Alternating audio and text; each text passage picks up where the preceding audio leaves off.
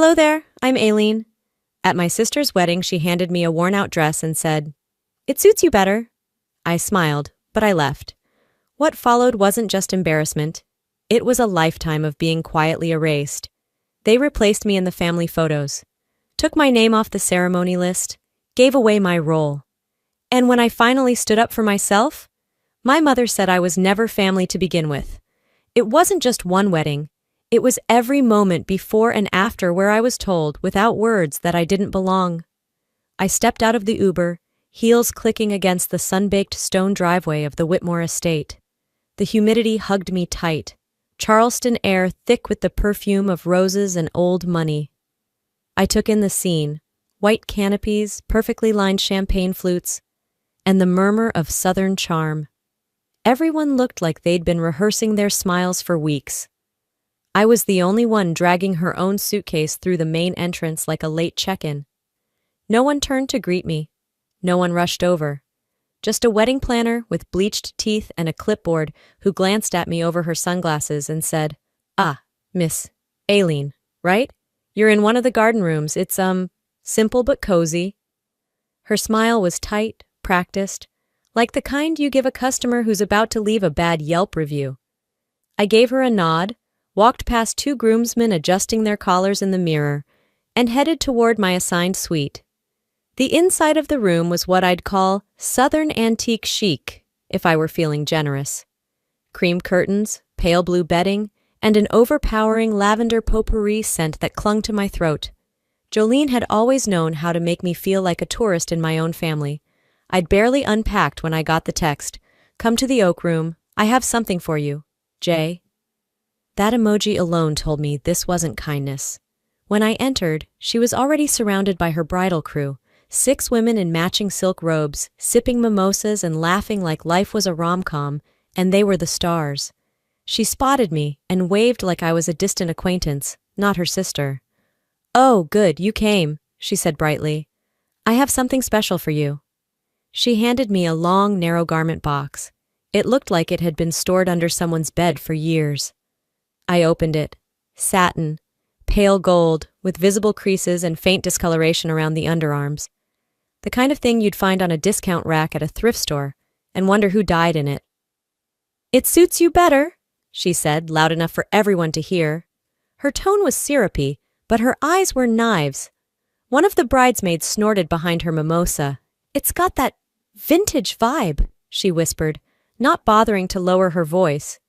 "Very nostalgic." Another chimed in, "Honestly, it's got character, just like Aileen, timeless." And then came the laughter, sharp, rehearsed, layered with sugar and venom. I smiled politely, because I'd been taught not to cause a scene, because if I said what I really wanted to say, it would have ruined the mood. And ruining Jolene's mood was a cardinal sin in this family. I ran my hand over the fabric. It had been altered.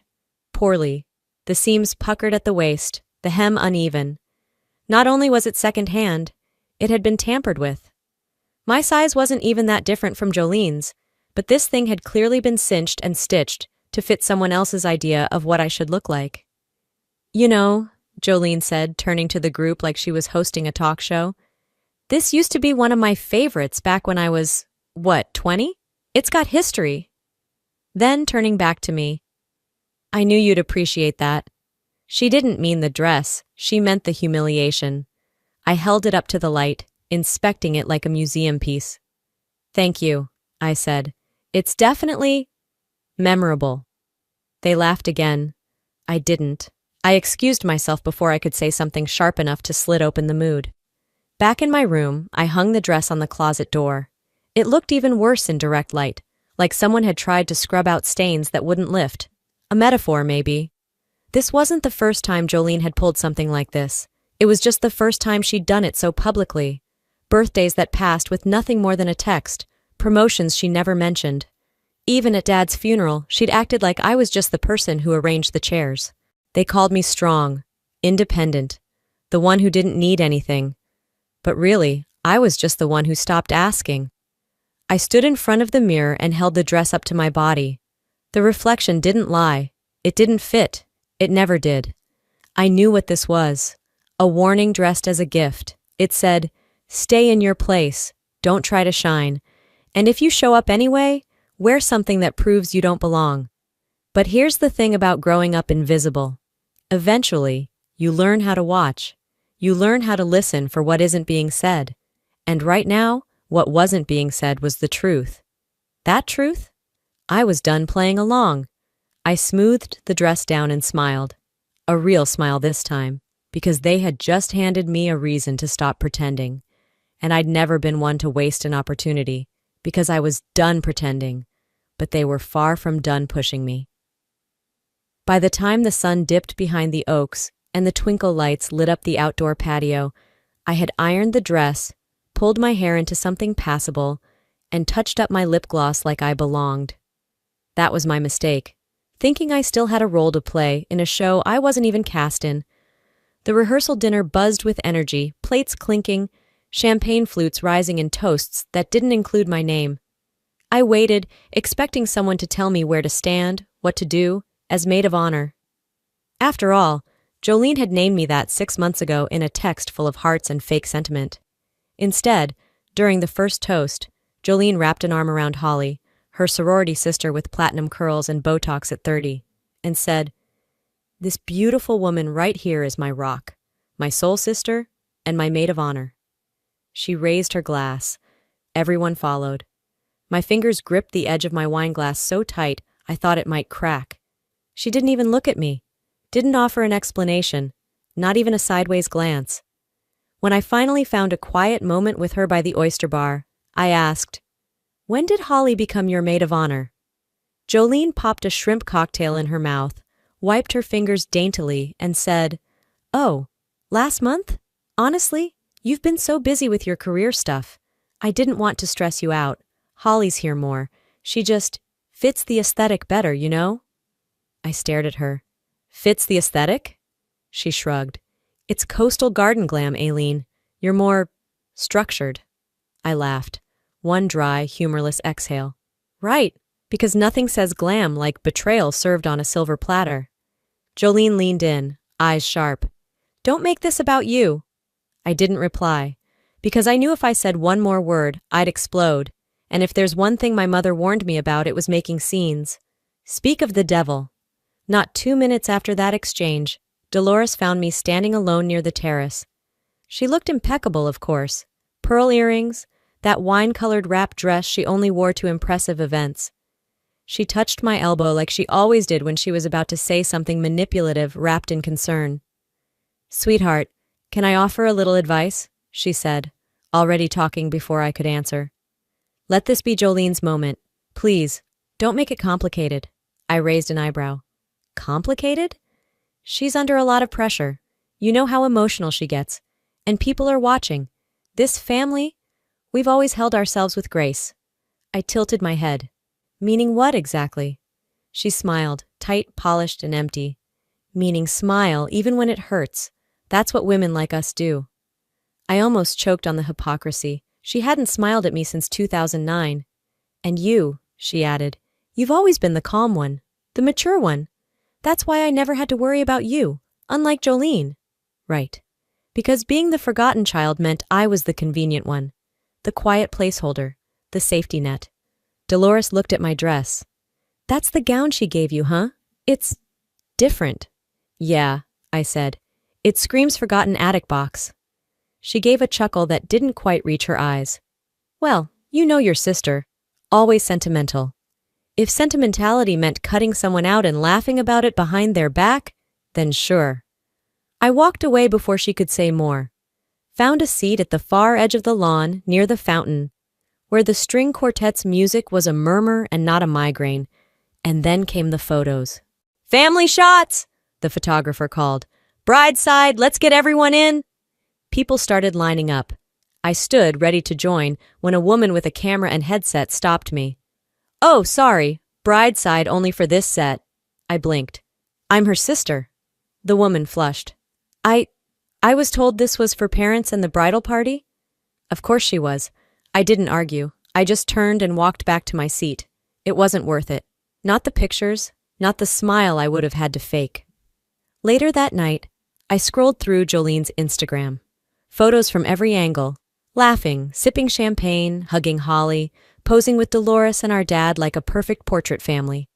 I wasn't in a single frame, not even the background. That was the point.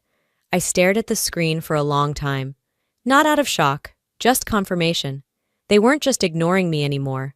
They were writing me out in real time. Eventually, one of the caterers passed by and paused. "You okay, ma'am? Would you like another glass of wine?" I looked up. The garden lights danced in his glasses. "Are you family or guest?" he added, trying to clarify. I smiled. "That depends who you ask." So I stopped looking for my name. I knew it wouldn't be there. Saturday morning brought the rehearsal brunch. I arrived a little early. Habit, I guess. Even when they make you feel like a shadow, you show up on time. The ballroom was already buzzing, music humming low, plates being set with silver trim and calligraphed place cards. Everything screamed perfection, right down to the custom napkins embossed with Jolene and Reuben. I made my way toward the seating chart pinned to a massive gold frame near the entrance.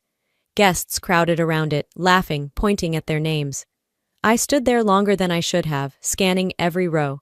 Tables 1 through 13, names printed neatly in navy ink, all visible, all accounted for. Mine wasn't there. I squinted, checked again. My last name, my first. Any variation, nothing. A woman with a headset approached, holding a clipboard. "Miss Aileen? I believe you're at table 14. It's just over by the side exit, past the buffet station." I followed her finger. I hadn't missed it. Table 14 wasn't even listed. She added with a half-hearted smile, "It's more private, intimate. Better for catching your breath, you know?" "Sure. Or for being out of sight." I didn't respond. I walked slowly, passing through clusters of people greeting each other like long-lost friends. I made my way past the wine cart, the dessert display, and finally found it. Table 14. A two-top, jammed near the fire exit, directly beside a stack of folded chairs, and a door propped open with a sandbag. The place card read Aileen in hurried ink. No floral print, no gold foil. Just a name scribbled as an afterthought. I stared at it for a long time. The laughter from the main tables echoed like a taunt. I could see Jolene at the center, gesturing wildly as she told some dramatic story, no doubt about how she once saved a bird or broke a heel. The crowd leaned in, captivated. I wasn't angry, not yet. I was resigned. As I turned to leave the table, I passed a display of framed photos set on easels.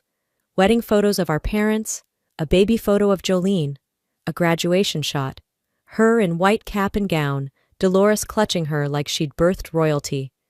But there was no photo of me. Not from high school, not college, not Christmases, not a single one. They didn't just forget. I'd been edited out. A large canvas print hung near the dance floor, Jolene and Dolores at Jolene's high school graduation. I remember being there. I took the damn picture. No sign of me in it. I wandered into the restroom, needing space more than anything. Inside, soft music played overhead, lavender soap foamed at the sink, and the air smelled like fake citrus and judgment. 2 bridesmaids entered, talking loud enough to be heard in another state. I swear, did you see the look on her face when she realized she was at the table for leftovers? "Right?" the other laughed. "That dress, though, like something you'd find at a thrift store's clearance bin." I froze in the stall. The first one lowered her voice, but not enough. "I mean, she's Jolene's sister, but she gives guest energy, you know?" "I give her credit, though," the second replied. "She's mastered the art of being invisible." They laughed. Water ran. One of them reapplied lip gloss. "She should have just RSVP'd no and saved everyone the tension." Or worn something less sad. They left. I stayed. 5 more minutes, maybe 10. Then I flushed the toilet, stepped out, looked at myself in the mirror. And for once, I didn't adjust my hair. Didn't check my lipstick. I just looked. At myself. At the woman they couldn't bother to include, but somehow still feared enough to mock. I walked out of that restroom and back into the reception with no expression. No storming off, no words. I passed my table, looked at the place card again, then picked it up and dropped it in the trash bin beside the catering door. I wasn't going to raise my voice. Not yet. But this? This was the last time they shrank me and expected me to stay small. You don't get to erase me and expect me to stay silent. And it turned out, I wasn't the only one noticing the cracks. Saturday evening, the light had turned honey gold through the ballroom windows, and people moved like clockwork between the lounge, the reception hall, and the outdoor courtyard where the cocktail hour buzzed with energy. I'd stepped away, just for a breather. No real destination, just space. That's when I saw Reuben. He stood alone by the bar, nursing what looked like the same glass of whiskey from earlier. One hand in his pocket, the other tapping the rim of the glass rhythmically, like he was keeping time with a silent thought. He saw me before I could look away. "Aileen," he said, with a nod that wasn't quite casual, but not stiff either. I walked over. I didn't plan to. My legs just moved, maybe because he was the only person in this circus who hadn't looked at me like I was a prop that didn't match the set. "Did Jolene always talk to you that way?" he asked before I could say anything. I blinked. "Excuse me?" He looked down at his drink. The tone, the little digs. I don't know. I used to think it was sibling banter, but lately it feels like something else. There was no accusation in his voice, just confusion, like someone realizing the map they'd been following was wrong all along. "She's always known how to fill a room," I said, careful. He nodded slowly. "Yeah, but now I'm wondering who she has to push out of the frame to do it." That line sat between us for a second too long. He didn't wait for an answer, just nodded again and turned back toward the main room. Later, during the walkthrough of the ceremony flow, I noticed it. Reuben wasn't holding her hand when the coordinator walked them through the aisle steps. He stood just behind her, nodding, but distant. When she laughed too loud, he didn't join in. When she tried to pull him into a joke with the groomsmen, he offered a smile that didn't touch his eyes. Dolores noticed. She glanced at them more than once, lips pressed tight. But Inez, his mother, watched everything with the calm calculation of a woman who's lived through worse and always landed on her feet. She wasn't subtle, but she didn't need to be. Her son was slipping away from the grip of this illusion, and she wasn't going to stop it.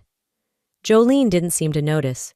She was too busy orchestrating moments for the photographer, adjusting her bouquet angle, practicing her tilt, making sure every strand of hair knew its place. It would have been funny if it hadn't been so pathetic. I stepped outside for air. That's when I met her, a woman in her mid-30s, sipping a glass of white wine with the kind of relaxed posture that said she wasn't part of this show, just attending it. She offered a kind smile. "You're Jolene's sister, right?" she asked. I nodded, waiting for the punchline. "I thought so. It's strange, though. I've been looking through all the photos and slideshows they've been showing inside. I didn't see you in any of them." Her voice wasn't cruel. It wasn't even suspicious. Just casually confused, the way someone points out that a chair is missing from the table. I offered a tight smile. "Guess I'm just not very photogenic." She tilted her head. "That can't be it." She was gone before I could explain away the discomfort. I leaned against the porch railing, looking out at the field lights flickering on in the distance. There were dozens of people here. Dozens of ways Jolene had crafted this image of herself. And yet, even strangers were starting to see through it. That did something to me. It wasn't revenge that crossed my mind. It was clarity. I didn't need to scream. I didn't need to shove my way into the spotlight. What I needed was to stop stepping aside. If even Reuben, Mr. "We're just excited to build a future together," was seeing the cracks, maybe this wasn't just in my head. Maybe it never was. And maybe Jolene's version of reality wasn't as airtight as she thought. The best part about the truth? It doesn't need a spotlight. It just needs someone to stop dimming it. And I wasn't going to dim it anymore. I was done being polite. The bridal suite waiting area smelled like hairspray, cheap champagne, and manufactured serenity. The kind of place where fake tears dried quicker than real ones. The wedding was just hours away. Jolene was somewhere down the hall making last-minute demands about floral placement or lighting. I sat in the corner, pretending to scroll through my phone while trying not to exist too loudly. That's when Ellie, Jolene's 10-year-old daughter, ran in, breathless and giggling, her tablet in one hand and Jolene's phone in the other. "Oops! Mommy forgot this," she chirped, dropping the phone on the couch next to me before skipping off. I didn't plan to touch it, but the screen lit up. A new text thread flashed open. One Ellie had clearly been playing around in before the phone locked. The message at the top read, "Gave her the old dress. LOL. Looked pathetic. She still wore it." Underneath it, another one from Jolene herself. "She's so desperate to be included. It's almost sad." My stomach clenched, but my hands stayed steady. I pressed the side button and took a screenshot. Then another. And another.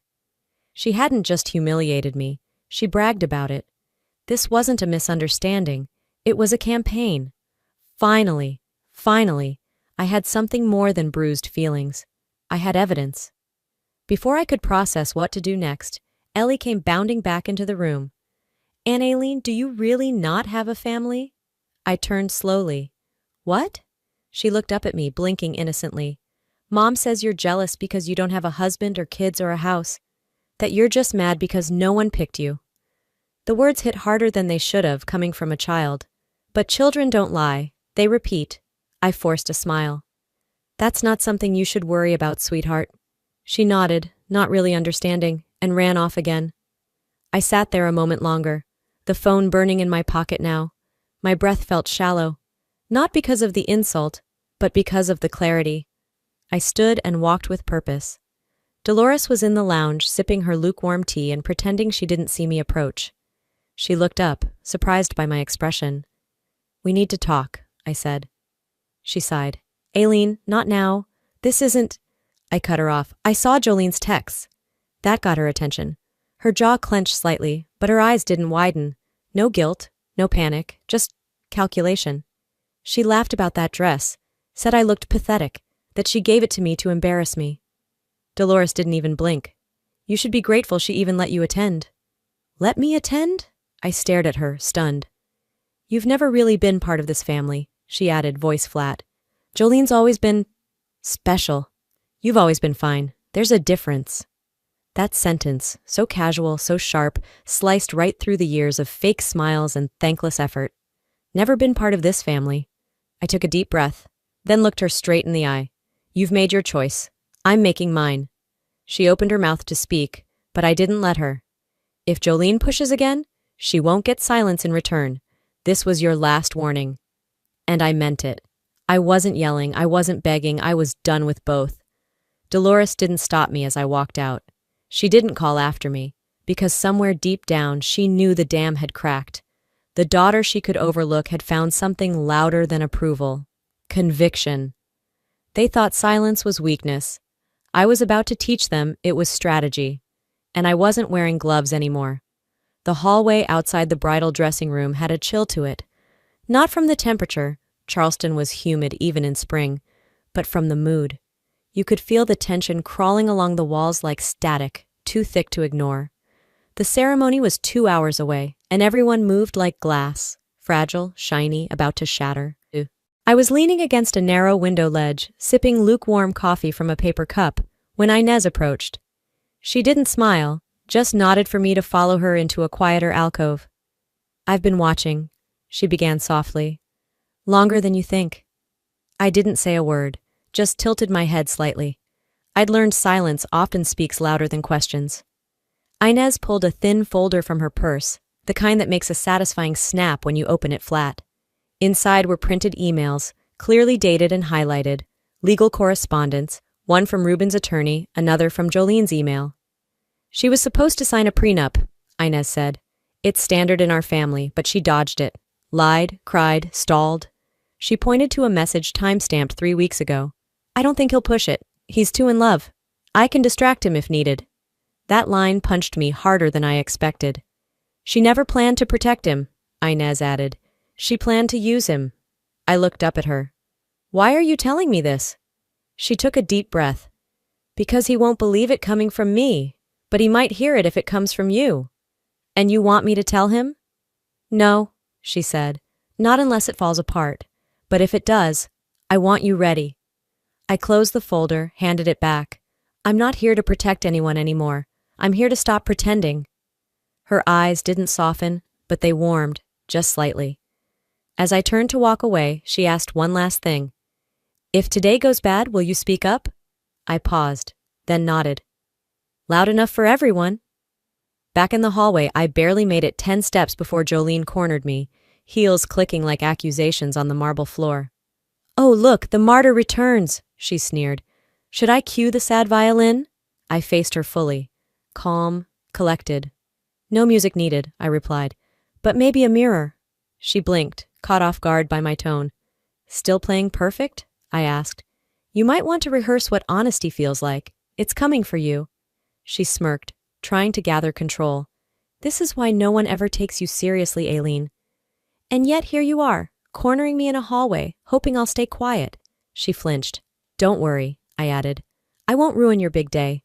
The truth will handle that for me." And I walked away. Out in the corridor, a group of bridesmaids were fussing over a torn hem, nervous giggles floating around. I stopped just long enough to be heard. "You might want to check with Reuben," I said loud enough for the entire room.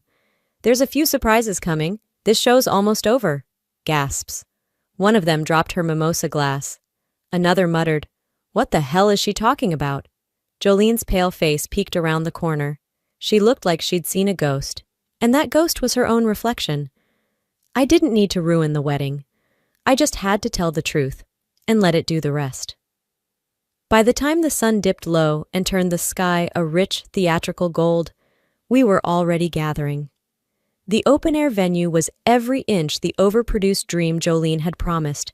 Rows of crisp white chairs arranged with military precision along a winding cobblestone path, petals scattered like confetti, a massive floral arch that looked more like a set piece from a period drama than something meant for real people. Everything about the setup screamed curated perfection, the kind of beauty that only exists to be posted, shared, and envied. Just like everything Jolene touched. Guests murmured politely, fanning themselves with the custom-printed programs that doubled as vanity pieces. Most didn't know each other, invited for show, not sentiment.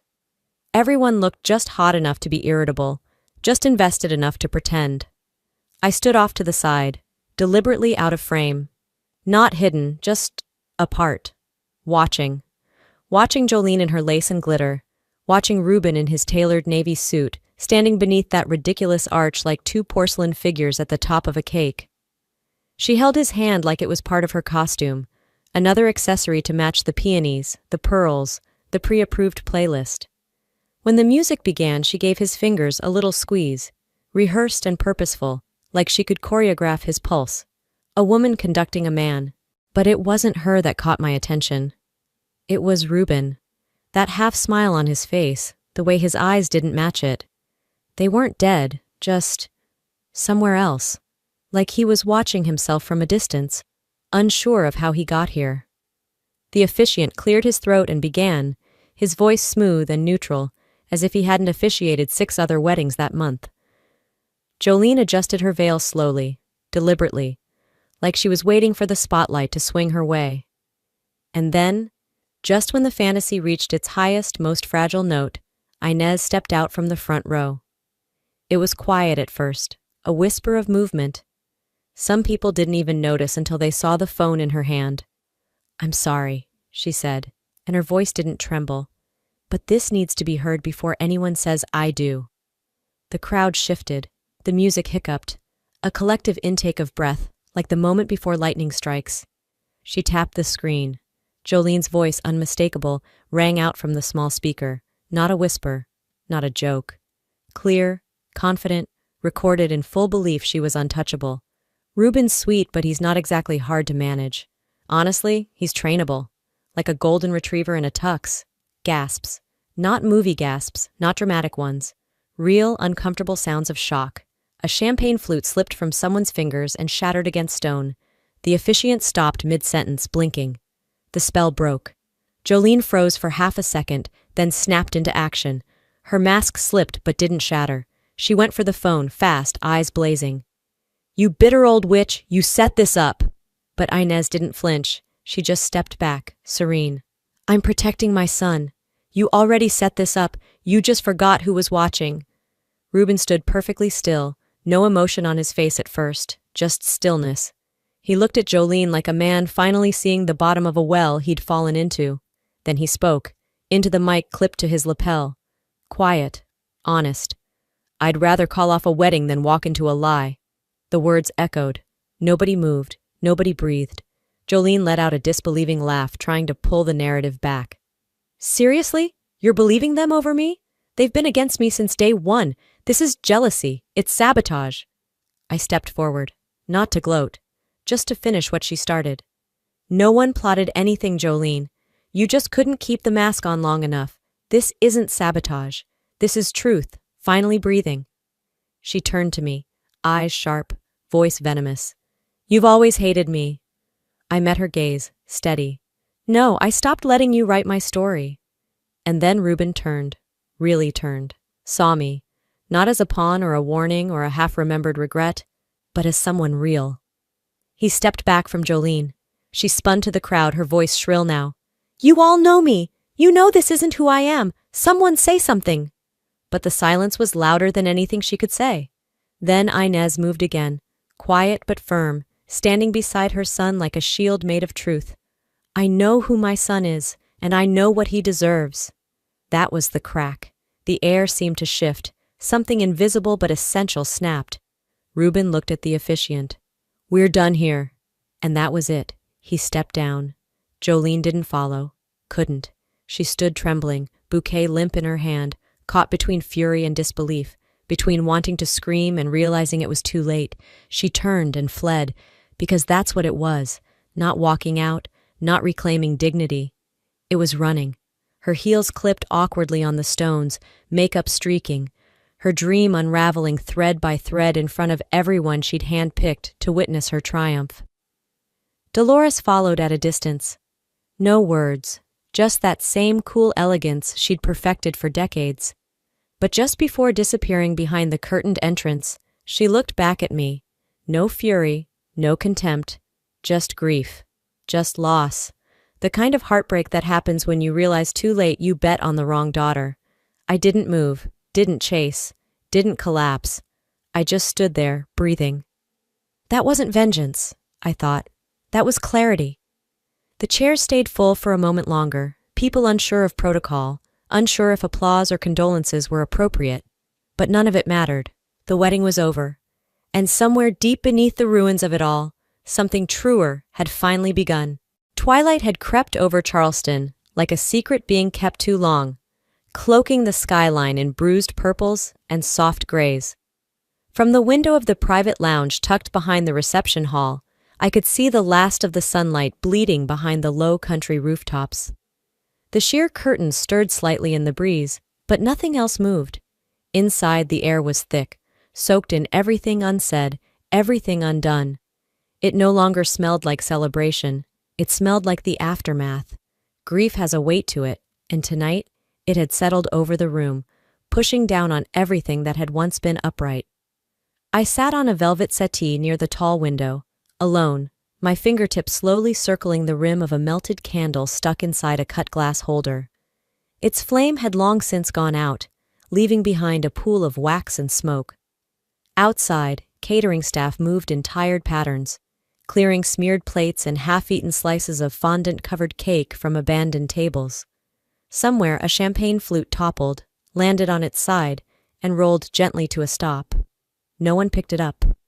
An hour ago, this had been a wedding. Now it was a ghost town with fairy lights. There had been no first dance, no bouquet toss, no toasts full of inside jokes and polite laughter, just gasps, phone recordings, accusations, and the sound of 100 whispered exits. One by one, guests had slipped out, eyes wide, mouths tight. The show was over, and no one wanted to be caught in the credits. I hadn't seen Jolene since she'd bolted down the aisle like a cornered animal. I didn't expect to. I figured she was licking her wounds somewhere, rewriting the story in her head already, trying to cast herself as the wronged heroine. Let her. What I didn't expect was Dolores. The door didn't open, it slammed, and then she appeared. My mother, elegant, imposing, angry in that specific way only she knew how to be, cold, calculated, and absolutely sure she was in the right. Her heels clicked sharply against the wood floor as she approached, like punctuation marks to a sentence she'd been practicing all night. You couldn't just sit back, could you? Her voice cut through the stillness like a whip. You had to humiliate her in front of everyone. I turned my head slowly, deliberately. met her eyes without flinching. No one made Jolene say those things, Mom. She recorded herself. Dolores's lips thinned. You've always been jealous. That word, jealous, drifted into the room like smoke from a fire I didn't start. I didn't react. Not anymore. She was finally having her moment, she hissed, and you couldn't stand it. I tilted my head, studied her. Not the way a daughter studies a mother, but the way you look at a stranger you once trusted with your secrets. This is who you defend? I asked quietly. After everything? Dolores's jaw tensed. She's your sister. I smiled, but it didn't reach my eyes. No, she's your favorite project. Your second chance, not mine. Her arms folded across her chest, the defensive posture of someone used to control. You've always thought you were better than us. Just because you left, got your little job, my little job paid for your medical bills last year, I said, my voice flat. Silence, the kind that isn't empty but full, of shame, of unacknowledged truth. She blinked, once, then again, harder, like she could reset the moment. You're not part of this family anymore. Those words weren't new. I'd heard them before, wrapped in passive aggression and holiday arguments, but this time, they didn't land. They didn't stick. I'd finally developed armor. I stood slowly, smoothed the creases of my dress, not because I needed to, but because I could. I took a breath, long and deep, and let it fill the space she'd tried to shrink me into for most of my life. Then stop expecting me to act like I am. Her face shifted, just for a second, a twitch near her eyes, a flicker of something behind the anger, regret maybe, or recognition. But I didn't care anymore. I wasn't waiting for her to catch up.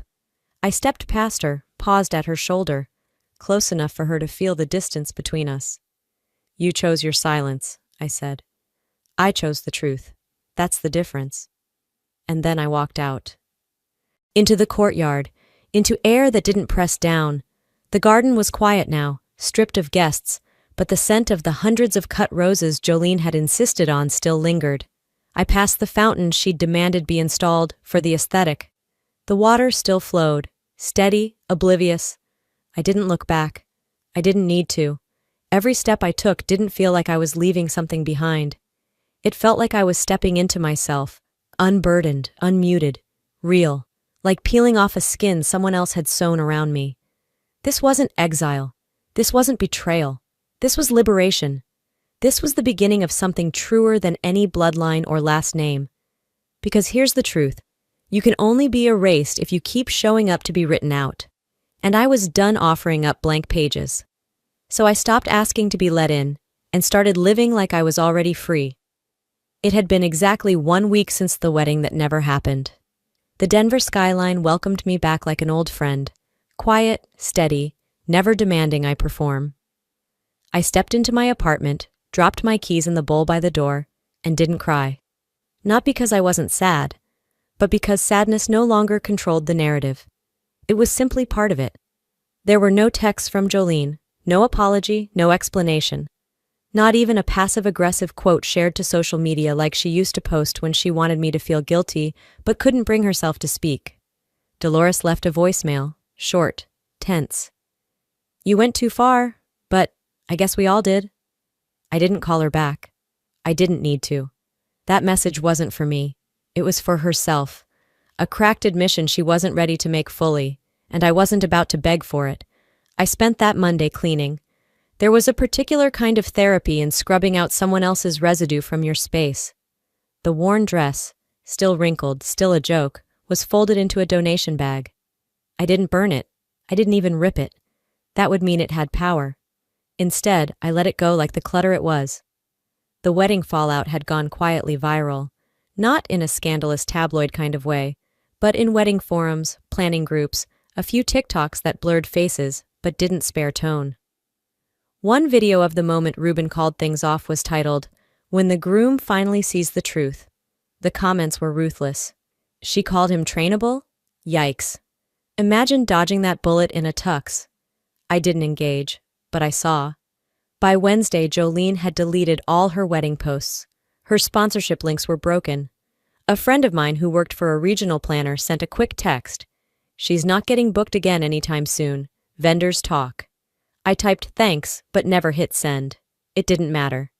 Vindication wasn't a dish to serve warm or cold. It just sat there. Quiet. Factual. That same evening, I sat down with a blank page and wrote a letter I never intended to send. It began, "Mom, I didn't need you to choose me. I just needed you to see me." It ended, "You never did." Then I hit delete. Closure isn't always something you hand to someone else. Sometimes it's a weight you put down silently and leave behind on the sidewalk. That Saturday, I met Vanessa, my old roommate, for brunch. She didn't ask what happened. She just slid me a mimosa and said, "You look like you slept for the first time in months." We laughed, really laughed.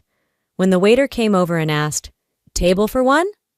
I answered without hesitation, "Not anymore." We shared a plate of lemon ricotta pancakes and traded bad date stories like high schoolers. There was no mention of dresses or altars or who said what behind whose back, just now and next. On the walk home, I didn't check my phone for missed calls. I didn't need to. I wasn't waiting for a reunion. I wasn't writing an ending that included them. This wasn't about forgiveness. This was about space, about becoming something whole outside the outline someone else drew for me. Because here's the thing, you don't always get the family you want, but you always have the power to become the person they can't define. They say family is where you're supposed to feel most seen, but what happens when the people who raised you never really looked at you at all? If you've ever been the easy one, the quiet one, or the one who kept swallowing pain just to keep peace, let me tell you something I wish someone told me sooner. Silence doesn't make you strong, and it doesn't make you invisible either.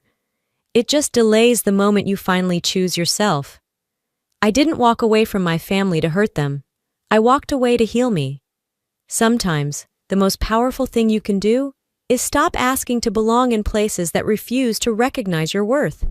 And if you're watching this, maybe you needed to hear that too. Maybe you've been written out of someone's story, but that doesn't mean you can't start writing your own. So here's my question for you. Have you ever had to walk away from people who were supposed to love you? Do you believe peace is worth more than approval? Drop a 1 in the comments if this story hit home for you, or tell me where you're watching from. I'd love to know who's listening. And if this story didn't resonate with you, tell me why. Everyone's truth deserves to be heard. If you felt this video spoke to your heart, hit that subscribe button and follow the channel, because there are more stories like this coming. Real, raw, and made for you. Until next time, Aileen.